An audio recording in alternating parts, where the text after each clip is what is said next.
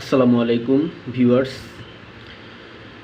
আমরা মাঝে মাঝে কম্পিউটার অফ করার পর 10 মিনিট বা 20 মিনিট পর যখন আবার এসে কম্পিউটারটি ওপেন করব, তখন ওপেন করার জন্য যখন পাওয়ার বাটনে ক্লিক করি তখন দেখি যে কম্পিউটারটি আর ওপেন হচ্ছে না।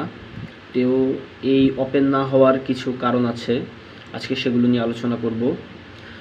তো সেগুলো হচ্ছে, কম্পিউটার ওপেন না হওয়ার নির্দিষ্ট কিছু কারণ আছে, সেগুলো একের পর এক আপনাদের সামনে আমি তুলে ধরছি, আপনারা সেগুলো মিলিয়ে নেবেন। যেমন প্রথমত হচ্ছে এই যে এই এসি কেবলটি দেখতে পাচ্ছেন, এই এসি কেবলটি অবশ্যই আমাদের সকেট লাইন থেকে এসেছে। তো এটির মাধ্যমে 220 থেকে 230 ভোল্টেজ পর্যন্ত ইন হচ্ছে এই পাওয়ার সাপ্লাইতে। তো আমাদের প্রথমত অবশ্যই দেখতে হবে যে এই পাওয়ার কেবলটি ঠিক আছে কিনা। এই এসি কেবলের এই মাথাতে যেটি সকেটের মধ্যে ইন হয়েছে, এখান থেকে যে অল্টারনেটিং কারেন্ট আপনার পাওয়ার সাপ্লাইতে যাচ্ছে, তো এই যে এই এসি কেবলটা আছে, এই এসি কেবলের মাথায় এখানে একটি ফিউজ থাকে। আমাদেরকে প্রথমে দেখতে হবে যে এই ফিউজটা ঠিক আছে কিনা। এটি 10 এম্পিয়ার 13 এম্পিয়ার, বেশিরভাগ ক্ষেত্রে 13 এম্পিয়ারই হয়ে থাকে। তো এই 13 এম্পিয়ারের ফিউজটি ঠিক আছে কিনা আমাকে বা আপনাকে অবশ্যই প্রথমত এটি চেক দিতে হবে যে এই মাথায় যে ফিউজটি আছে এটি ঠিক আছে কিনা।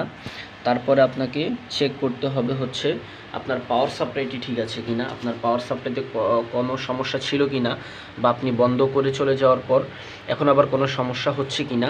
আপনার পাওয়ার সাপ্লাইয়ের যেই ফ্যানটি আছে, এই যে পাওয়ার সাপ্লাইয়ের ভেতরে যেই ফ্যানটি আছে এটি সঠিকভাবে ঘুরছে কিনা।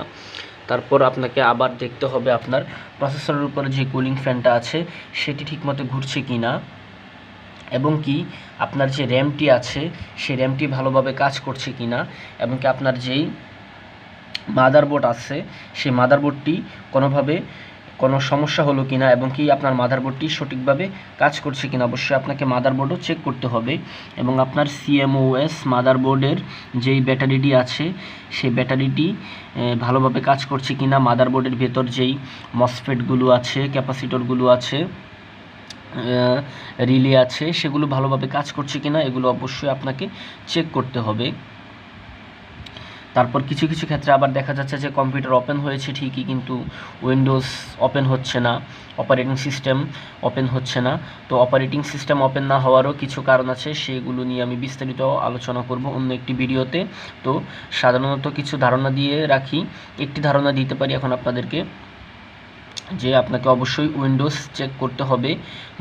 যদি উইন্ডোজ ওপেন না হয় অবশ্যই আপনার উইন্ডোজটি আছে কিনা সেটি দেখতে হবে। তার আগে সবার আগে দেখতে হবে যে আপনার SSD বা HDD বা NVMe যেটাই আপনার পিসিতে লাগানো থাকুক না কেন সেটি বুটের সাথে ম্যাচ হয়েছে কিনা, বা বুট সেটিকে অ্যাকসেপ্ট করেছে কিনা, অবশ্যই আপনাকে সেটিও চেক করতে হবে।